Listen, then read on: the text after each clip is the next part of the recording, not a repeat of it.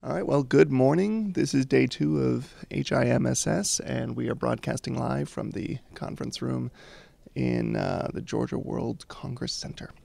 I'm Nick Jeans with Better Health, and we're with Florent Sinclair from EMix. Mr. Sinclair, would you tell us a little bit about EMix and what your product is? Certainly. EMix is an electronic medical information exchange. We literally just launched this very, very recently. Just came out of our beta program with a group of hospitals in Montana. And EMix is a way to easily share exams and reports, medical image exams and reports, between facilities that are completely unrelated with each other. And what you typically would have to do to share exams and reports for patients in real time is to burn a CD if you don't have any kind of VPN in place, or if you do plan to have more than one transaction with someone across the state or across the U.S., you will potentially install a VPN and maintain that VPN. But more often than not, a lot of these transactions are one of a kind, and you won't necessarily need to communicate with another physician or another hospital at long distance again. So EMix is a way to, in a very ad hoc way, share exams and reports with virtually no upfront capital cost to make it happen. Okay. And I take it it's secure and compatible with different systems? Security is at the heart of our architecture. We have an 8-layer security policy that covers virtually every aspect of security, including some of the most recent changes in HIPAA regulation as of February 17 last week. So we're very much we very much practice safe medicine when it comes to sharing people's exams and reports. You know, people's medical exams are very private, very much more so than a credit card number. So we feel that even though we're not in the banking industry, it's very important that the data that is entrusted with us be treated as if it were as precious as a credit card number. Okay.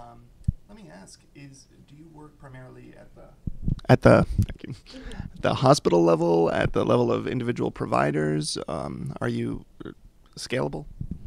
Scalability is virtually across the board. I mean, we will be launching a patient portal in the second quarter of this year that will allow people to, become very much empowered to take control of their own medical records, including medical images, which have typically been very difficult to get.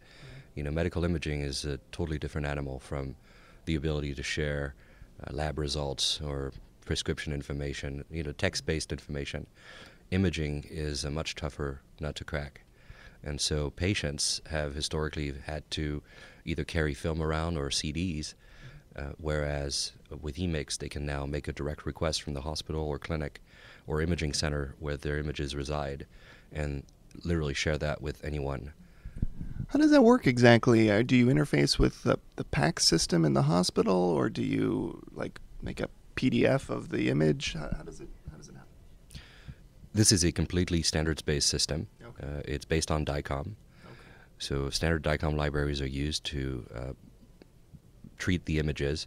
We actually don't apply any kind of transfer syntax to the images. We take a package as is. It's almost like the FedEx of using, you hand us a package, we will hand that package to the recipient. There's no reprocessing There's no reprocessing of the images. or anything like that. This is strictly a transfer mechanism, not a storage solution. This is a way to make a transaction happen very quickly.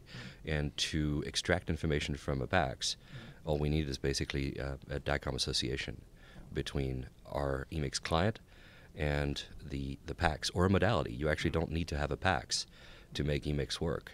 You can actually set up an EMix client right in front of a modality and turn that modality into a broadcasting station. You mean any PC could potentially display these images? Any PC, because the EMix client comes with a viewer. There's viewers associated with the application, and so we make it very easy for virtually anyone to be invited into the EMix network and to utilize the viewer, download their images, view them, burn CDs if they want to. I mean, we're trying to get away from the CD burning world. Sure, but if old habits die hard. That's right. That's right. How did your beta go in Montana? Did any breakthroughs, any lessons learned? It was a complete vindication of the DICOM standard, as far as I could tell. I mean, we have a situation where Montana has all of the usual suspects in the PAX world. You've got GE, you've got Fuji, you've got Amicus, you've got DR Systems, which is the parent company of EMix, and you've got McKesson. So all of the usual PACs that you encounter in the marketplace are in Montana, and they've all been able to share successfully exams and reports across the state between facilities, and the beta program actually has ballooned to other areas of the country. Now we have several large facilities in the Pacific Northwest, so the Seattle metro area, some in Alaska, and across the country in Daytona Beach, Philadelphia. I mean, it's really taking. What about areas where there's already, like Indianapolis or Memphis, where there's like a health information exchange in place already? Is there a role for EMix there? Well, health information exchanges have been quite successful in the past at sharing simple information, and a way to smoothly share imaging data has been a little bit less straightforward. And HIEs have, in some cases, attempted to do that via an imaging RIO, or Regional Healthcare Information Organization.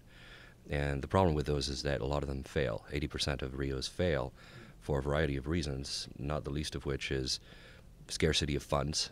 People run out of money, can't raise it. Big investment. Maintenance of it is very hard. And EMix has taken a completely different approach, diametrically opposite, in fact. Whereas they need a lot of upfront investment and management and overhead, EMix basically takes the stance that systems that you have are fine. The legacy systems you've got in place already speak DICOM really well. And so why don't we just hook up into that and give you a way to broadcast the images to a vendor-neutral platform and let whoever is supposed to receive this securely retrieve it when they're ready to, instead of setting up a point-to-point interface. Yeah, it's a compelling model, and it sounds like you guys are doing great.